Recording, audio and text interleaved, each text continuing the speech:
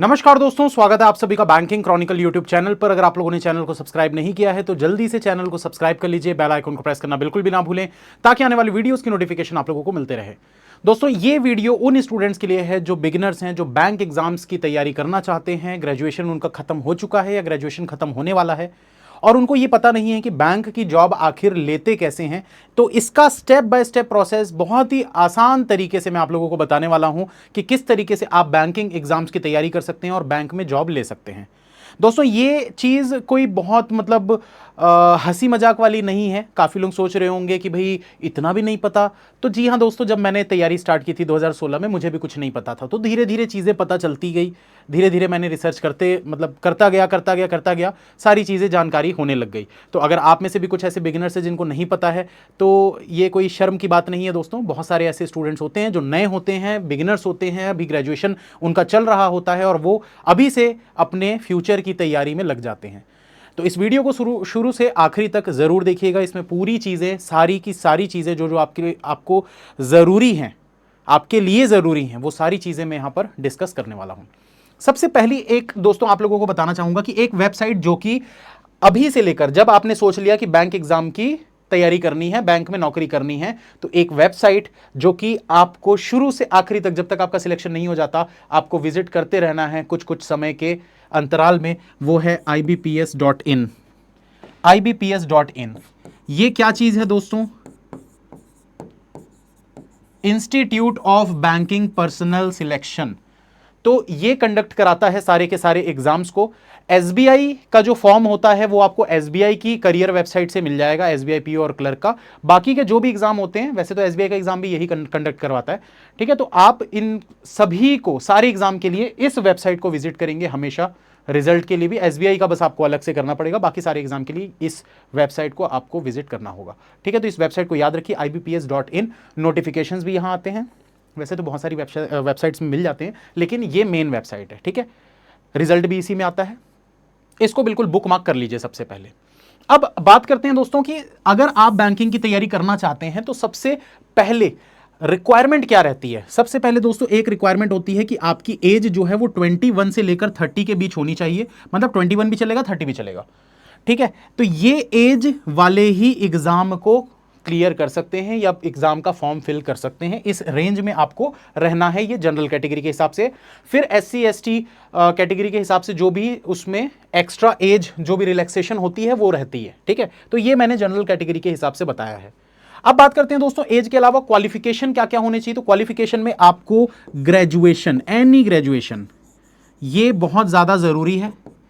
बिना graduation complete हुए, मतलब इसकी डिग्री आपके पास होनी चाहिए। अगर डिग्री नहीं है तो आपके पास इसका क्या बोलते हैं यार उसको, प्रोविजनल सर्टिफिकेट, भूल गया था यार, कई साल हो गए ना ग्रेजुएशन हुए। तो प्रोविजनल सर्टिफिकेट आपके पास होना चाहिए अगर आपके पास डिग्री नहीं है तो, ठीक है। अब काफ़ी सारे स्टूडेंट क्या करते हैं कि अपने ग्रेजुएशन के बीच में ही तैयारी चालू कर देते हैं और बार बार ये सवाल करते हैं, सर मेरा अभी ग्रेजुएशन कंप्लीट नहीं हुआ, मई में कंप्लीट होने वाला है, क्या मैं फॉर्म फिल कर सकता हूँ? नहीं दोस्तों, जब तक आपका ग्रेजुएशन कंप्लीट नहीं होता, जब तक आपका प्रोविजनल सर्टिफिकेट आपके पास ना हो या फिर आपका रिजल्ट आउट ना हुआ हो, तो आप फॉर्म फिल नहीं कर सकते। फॉर एग्जाम्पल, मेरा 27 मार्च 2015 को रिजल्ट आ गया था, फाइनल रिजल्ट, मतलब कि मेरा जो फाइनल 4th ईयर था इंजीनियरिंग में, तो उस 4th ईयर का रिजल्ट 27 मार्च 2015 को आया था। मतलब इस डेट के बाद अगर कोई भी एग्जाम कंडक्ट होता तो मैं उसका फॉर्म फिल कर सकता हूं। इसके पहले अगर होता तो मैं नहीं फॉर्म फिल कर सकता था। और जो जितने भी एग्जाम होते हैं ना, उसके एप्लीकेशन में, जब एप्लीकेशन आउट होता है, नोटिफिकेशन आउट होता है, उसमें मेंशन रहता है इस डेट के पहले तक, मतलब इस डेट तक, जैसे कि 1 अप्रैल हो गया, 1 अगस्त हो गया, 1 अगस्त तक आपका ग्रेजुएशन कंप्लीट होना चाहिए, तो ही आप फॉर्म फिल कर सकते हैं, वरना नहीं कर सकते, ठीक है। तो ये सबसे इंपॉर्टेंट चीज हो गई। दो ही चीजों की सबसे ज्यादा जरूरत होती है दोस्तों, एक आपकी एज, दूसरा आपका ग्रेजुएशन। अब तीसरी जो मेन चीज होती है वो होता है, कुछ लोगों के मन में एक डाउट होता है कि सर 60% से ऊपर अगर हमारा नहीं है तो हम क्या फॉर्म फिल कर सकते हैं? तो देखिए दोस्तों, ये चीज क्राइटेरिया एसबीआई वगैरह, मतलब कुछ कुछ जगह पे रहता है, हर जगह पे नहीं रहता है। तो इस चीज के लिए आप लोग टेंशन मत लीजिए। जो भी एग्जाम का फॉर्म फॉर्म आता है उसमें ये चीज़ मेंशन रहती है। बहुत सारे एग्जाम है जो आप 60% से नीचे हैं तो भी आप दे सकते हैं, कुछ एग्जाम 55% भी मांगते हैं, 55 से ऊपर आपका होना चाहिए तभी आप फॉर्म फिल कर सकते हैं, वरना आप फॉर्म फिल नहीं कर पाएंगे। कुछ लोगों के मन में एक ये डाउट रहता है कि सर कंप्यूटर का अगर डिग्री नहीं है, कंप्यूटर का सर्टिफिकेट नहीं है तो क्या हम फॉर्म नहीं फिल कर सकते? ऐसा कुछ भी नहीं है दोस्तों। सिंपली आपको उस वाली जो फॉर्म भरते हैं ना, उस जगह पे आपको सिर्फ मेंशन करना होता है बेसिक नॉलेज इन कंप्यूटर्स, बस खत्म, और कुछ करने की जरूरत नहीं है। अगर आप कंप्यूटर साइंस बैकग्राउंड से हैं, कंप्यूटर के बैकग्राउंड से हैं, आपके पास सर्टिफिकेट्स वगैरह, तो आप लिख सकते हैं। जैसे मेरा कंप्यूटर साइंस था इंजीनियरिंग में, तो मैं वहां पर मेंशन करता हूं डिग्री इन कंप्यूटर लैंग्वेज। तो इस तरीके से आप उसमें मेंशन कर सकते हैं। आपको बेसिक नॉलेज कंप्यूटर की होनी चाहिए, बस ये है, कोई उसके लिए सर्टिफिकेट वगैरह की जरूरत नहीं होती है। उम्मीद करता हूं ये सब डाउट अब आप लोगों को नहीं आएगा। अब इसकी बात करें तो ये एग्जाम होते कब हैं? तो ये एग्जाम दोस्तों, एग्जाम का सीजन जो होता है ना, वो मई जून से स्टार्ट हो जाता है। मई जून से एग्जाम के नोटिफिकेशन आने स्टार्ट हो जाते हैं। तो इस साल का अभी तक कोई भी एग्जाम का नोटिफिकेशन अभी तक तो नहीं आया। मेन जो एग्जाम होते हैं बैंक एग्जाम्स, ठीक है, सारे के सारे नेशनलाइज बैंक जो होते हैं वो आईबीपीएस के थ्रू होते हैं। इसके अलावा एसबीआई का अलग से एग्जाम होता है, एसबीआई पीओ और क्लर्क का। अब पीओ और क्लर्क की बात करते हैं। पीओ और क्लर्क होता क्या है? पीओ मतलब प्रोबेशनरी ऑफिसर, क्लर्क मतलब असिस्टेंट जो होते हैं। तो अब सैलरी की भी बात कर लेते हैं। अप्रॉक्स सैलरी कितनी होती है? तो जो प्रोबेशनरी ऑफिसर होते हैं, जिनको हम बोलते हैं असिस्टेंट मैनेजर, इनकी सैलरी अप्रॉक्स 60,000 के आसपास होती है। थोड़ी बहुत कम ज्यादा हो सकती है, किसी में 2-1 हजार ज्यादा, किसी में 2-3 हजार कम, 57, 58। तो ये अप्रॉक्स एक रेंज होती है सैलरी की प्रोबेशनरी ऑफिसर की, मंथली सैलरी। इसके अलावा अगर हम बात करें क्लैरिकल की, तो क्लैरिकल की जो सैलरी होती है वो 30 से 35 के बीच में रेंज करती है। किसी में 33 होती है, किसी में 34 होती है, किसी में 31 होती है। तो ये रेंज अलग अलग जगह पे करता है। अब कितने टाइप के बैंक होते हैं जिसमें आप सिलेक्शन ले सकते हैं, कितने टाइप के फॉर्म होते हैं? तो दोस्तों आरआरबी पीओ क्लर्क, जो कि सबसे पहले एग्जाम आने वाला है, जो जून तक आप लोग मान के चलिए कि आप लोगों का नोटिफिकेशन आ जाएगा, वैकेंसीज आउट हो जाएंगी, कौन से स्टेट में कितनी वैकेंसी है, और अगस्त में इसका पेपर होने वाला है। इसका पूरा का पूरा जो टाइम टेबल है, जो नोटिफिकेशन बोल रहा हूं, एग्जाम का जो टाइम टेबल है वो पूरा का पूरा ibps.in वेबसाइट पर आ चुका है। कैलेंडर आ चुका है पूरे साल का कि कब कौन सी डेट पे एग्जाम होने वाले हैं। तो आप लोग चाहें तो उसको जाकर चेक जरूर कर सकते हैं। इसके अलावा दोस्तों बात करते हैं कि जो एग्जाम्स होते हैं, तो आरआरबी पीओ आरआरबी क्लर्क क्या होता है? आरआरबी पीओ और आरआरबी क्लर्क का मतलब होता है रीजनल रूरल बैंक, मतलब ग्रामीण बैंक। आपके स्टेट में जो भी जिस भी स्टेट में होंगे, जैसे मैं जिस बैंक में पोस्टेड था वो था छत्तीसगढ़ राज्य ग्रामीण बैंक, उसमें मैं असिस्टेंट मैनेजर की पोस्ट पे था, आरआरबी स्केल 1 ऑफिसर में। बहुत से लोगों के मन में एक डाउट और आता है कि सर क्या हम स्केल 2 स्केल 3 का फॉर्म फिल कर सकते हैं? तो नहीं दोस्तों, स्केल 2 और स्केल 3 का फॉर्म, स्केल 2 का मतलब होता है मैनेजर और स्केल 3 का मतलब होता है सीनियर मैनेजर। तो ये जो स्केल 2 और स्केल 3 ऑफिसर होते हैं, इनका फॉर्म आप तब फिल कर सकते हैं जब आपके पास 2 साल का एक्सपीरियंस हो बैंकिंग का। अगर आप 2 साल बैंक में जॉब कर चुके हैं, उसके बाद आप स्केल 2 के लिए फिल कर सकते हैं। अगर आप 5 साल का एक्सपीरियंस आपके पास है, 5 साल आप बैंक में काम कर चुके हैं, तो आप स्केल 3 के लिए एलिजिबल हो जाते हैं। तो स्केल 2 और स्केल 3 बिगिनर्स नहीं फिल कर सकते, आप सिर्फ फिल कर सकते हो स्केल 1 का पेपर और आरआरबी असिस्टेंट का पेपर, ठीक है। तो ये दोनों ही फॉर्म आप लोग फिल कर सकते हैं। 1 से 2 महीने के अंदर इसके नोटिफिकेशन आ जाएंगे। ये जो दोनों एग्जाम होते हैं दोस्तों, इन दोनों एग्जाम में बहुत इंपॉर्टेंट चीज है, सुन लीजिएगा ध्यान से, कि ये दोनों एग्जाम ऐसे एग्जाम होते हैं जो एक तो साल के सबसे पहले आते हैं, और इनमें जो पोस्टिंग होती है वो रीजनल रूरल बैंक यानी कि रूरल इलाकों में होती है। ऐसा नहीं कि सिटी में नहीं होती, सिटी में भी होती है, ठीक है। तो स्टेट वाइज होती है। जो इंपॉर्टेंट चीज बताने वाला था कि इसमें जो भी वैकेंसीज आती है ना, वो स्टेट वाइज आती है। नहीं तो अगर आप बाकी के एग्जाम की बात करेंगे तो क्लैरिकल जितने भी एग्जाम होते हैं उनमें सब में जो वैकेंसीज आती हैं वो स्टेट वाइज होती है। हर स्टेट की अलग अलग वैकेंसीज होती है और स्टेट में कंपटीशन होता है। लेकिन पीओ का पेपर जब होता है तो आईबीपीएस पीओ हो चाहे एसबीआई पीओ हो, ये दोनों में कंप्लीट पूरे देश में कंपटीशन होता है।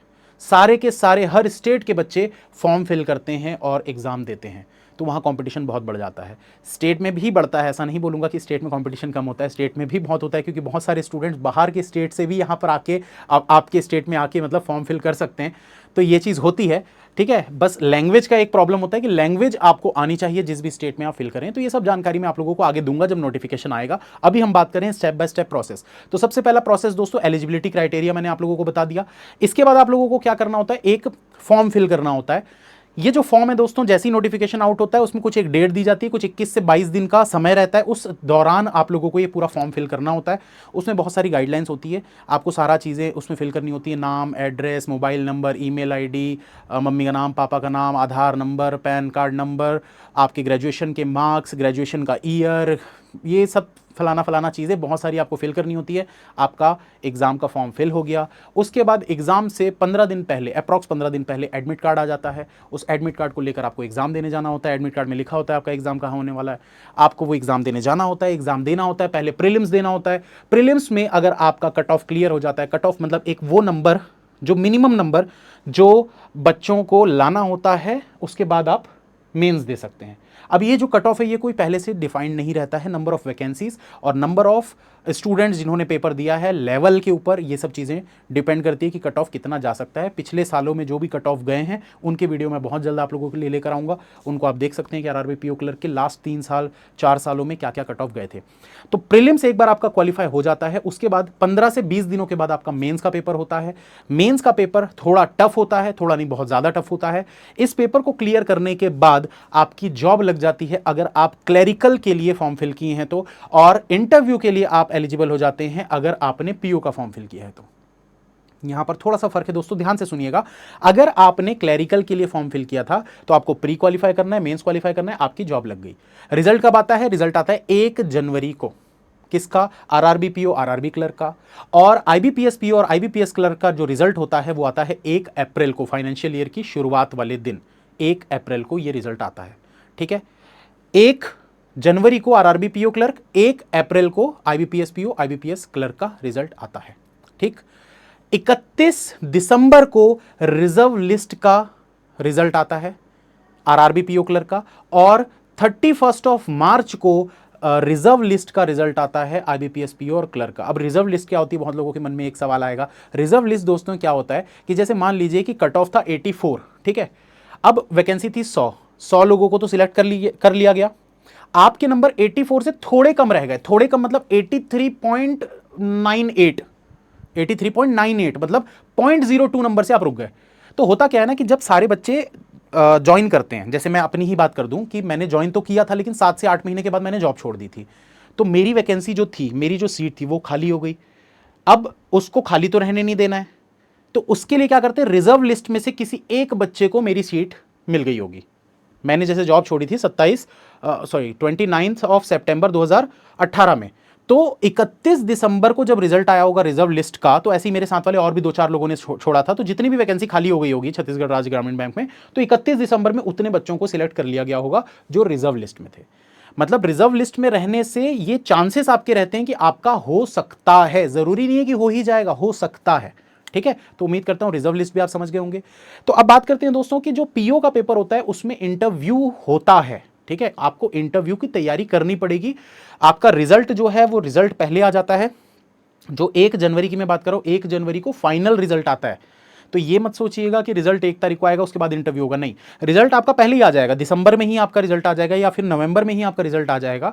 आपका इंटरव्यू दिसंबर में हो जाएगा और फिर जो फाइनल होगा कि आपको अलॉट हुआ बैंक या नहीं हुआ, तो वो चीज़ 1 जनवरी को आपको पता चलेगी। तो ये प्रोसेस है दोस्तों। अब इसी में प्रोसेस थोड़ा सा और हार्ड हो जाता है कि इसमें एसबीआई पीओ में, एसबीआई पीओ आईबीपीएस पीओ का जब आप पेपर देने जाते हैं तो इसमें जब आप मेंस का पेपर देते हैं तो उसमें एक डिस्क्रिप्टिव का भी पेपर होता है, जिसमें आपको लेटर और ऐसे लिखना होता है। एक टाइम रहता है उसका आधे घंटे का, जिसमें आपको एक लेटर लिखना होता है, एक ऐसे लिखना होता है। तो एक तो डिस्क्रिप्टिव राइटिंग ये दोनों में एसबीआई पीओ में आईबीपीएस पीओ में ऐड हो जाती है। इसके अलावा इसमें जीडी भी इंक्लूड हो जाता है दोस्तों। एसबीआई में तो मतलब प्रोसेस जो है बहुत अच्छा खासा लेवल वाला रहता है, और इसकी वैकेंसीज अप्रॉक्स 2000 आती है पीओ की हर साल, अप्रॉक्स 2000-2200 के रेंज में रहती है, कभी 1800, 1900, कभी 2000, कभी 2200, इसी रेंज में हर साल वैकेंसीज आती हैं। तो आप अगर बैंक एग्जाम्स की तैयारी कर रहे हैं तो कमर कस लीजिए दोस्तों, क्योंकि बहुत मेहनत करना पड़ेगा। ये नहीं है कि बस बैठ गए सोच के कि हाँ बस थोड़ी बहुत मेहनत करेंगे 2-4 महीने और हमारा सिलेक्शन हो जाएगा, ऐसा नहीं होता है। मेहनत तो बहुत ज़्यादा आपको करनी पड़ेगी, और मेहनत से डरना नहीं है दोस्तों, क्योंकि हो ही जाता है। जब मैंने शुरुआत किया था तो मुझे भी ऐसा मतलब लगा था कि यार मैं तो बहुत वीक हूँ, मेरे से अच्छे अच्छे लोग बहुत बैठे हुए हैं, तो मेरा कैसे होगा, लेकिन मन में एक कॉन्फिडेंस था कि नहीं यार मैं क्रैक कर सकता हूँ, और बस समय लगा थोड़ा लेकिन हो गया। तो पेशेंस के साथ अपनी तैयारी को स्टार्ट कर दीजिए और जुड़ जाइए। इस चैनल को सब्सक्राइब नहीं किए तो ज़रूर कर लीजिए। जाने से पहले दोस्तों कुछ ज़रूरी चीज़ें और आप लोगों को मैं बताना चाहूँगा, जो ऑलरेडी स्टूडेंट हैं यहाँ के या फिर कोई नए स्टूडेंट हैं। तो दोस्तों कुछ चीज़ें हैं आप सभी के लिए जो मैं बताना चाहूँगा। सबसे पहली चीज़ तो दोस्तों सबसे पहली चीज़ तो ये कि कल महाशिवरात्रि थी, कल मेरी कोई क्लास नहीं हुई थी, इसलिए मैं आप लोगों को बता नहीं पाया। यस ऑफिसर पर अगर आप बैंक एग्जाम्स की तैयारी कर रहे हैं तो इंडिया के बेस्ट टीचर से आप पढ़ सकते हैं, और सारे टीचर्स की क्लासेस का जो फीस है वो मात्र 4124 में आपको मिल जाएगा पूरे 1 साल का। आपको कोड यूज़ करना है MS25। ये कोड अप्लाई कर लीजिएगा दोस्तों, आप लोगों को 25% का डिस्काउंट मिल जाएगा। ये ऑफर वैलिड है 2 दिनों के लिए, कल शायद खत्म हो जाएगा ये ऑफर, ठीक है। इसके अलावा दोस्तों बहुत ज़रूरी चीज़ है आप लोगों के लिए, वो है मॉक टेस्ट। क्योंकि किसी भी बैंकिंग की तैयारी, बैंकिंग एस्पिरेंट की लाइफ में एक ऐसी चीज़ जो हर किसी के पास होनी चाहिए वो है मॉक टेस्ट। बिना मॉक टेस्ट के आप एग्जाम क्रैक करने का अगर सोचेंगे तो थोड़ा मुश्किल है, थोड़ा क्या बहुत ज़्यादा मुश्किल है। मॉक टेस्ट आपके पास होना ही चाहिए। तो इसीलिए इस मॉक टेस्ट को आप लोग ले सकते हैं, वो भी बहुत अच्छे डिस्काउंट में। 50% का ऑफ है दोस्तों। कोड यूज़ करना है AL10, AL10। और जो बिगनर्स हैं दोस्तों, बिगनर्स के लिए ये बुक आप ले सकते हैं। ये कंप्लीट रीजनिंग की बुक मैंने लॉन्च की थी अभी कुछ समय पहले, जिसमें कि आप लोगों को सारे के सारे रीजनिंग के टॉपिक मिल जाएंगे, रीजनिंग के शॉर्टकट सीक्रेट्स आप लोगों को पता चलेंगे। हालांकि क्लासेस तो आपको देखनी है क्योंकि क्लासेस में जल्दी समझ में आएगा, बुक आपके रेफरेंस के लिए है, पढ़ने के लिए, क्योंकि आप बिगिनर हैं तो आप रेफरेंस के तौर पर इसको यूज कर सकते हैं। इसमें कोड आप यूज कर लीजिएगा AL40। इसका जो लिंक है दोस्तों नीचे वीडियो के मैं पिन कर दूंगा, या फिर आप examcart.in पर जाकर भी इसको ले सकते हैं, इस बुक को। ये मैं दिखा देता हूं आप लोगों को यहां पर, ये examcart.in पर जाकर आप इस बुक को ले सकते हैं। 40% का ये डिस्काउंट है, ये कल रात 10 बजे खत्म हो जाएगा। तो उम्मीद करता हूं दोस्तों जितने भी नए स्टूडेंट्स हैं आप लोग अच्छे से मेहनत करेंगे, बिल्कुल एकदम दिल लगाकर पढ़ाई करेंगे, और इस साल सिलेक्शन लेने की ठान कर ही तैयारी स्टार्ट करिएगा दोस्तों, क्योंकि कंपटीशन बहुत है। और बोलते हैं ना, क्यों डरें कि ज़िंदगी में क्या होगा, क्यों हर वक्त सोचें कि बुरा होगा, बढ़ते रहें बस अपनी मंजिलों की ओर, कुछ ना भी मिला तो क्या, तजुर्बा तो नया होगा। All the best, you can and you will, अगर आप चाहें तो। मिलते हैं दोस्तों फिर कल की क्लास में।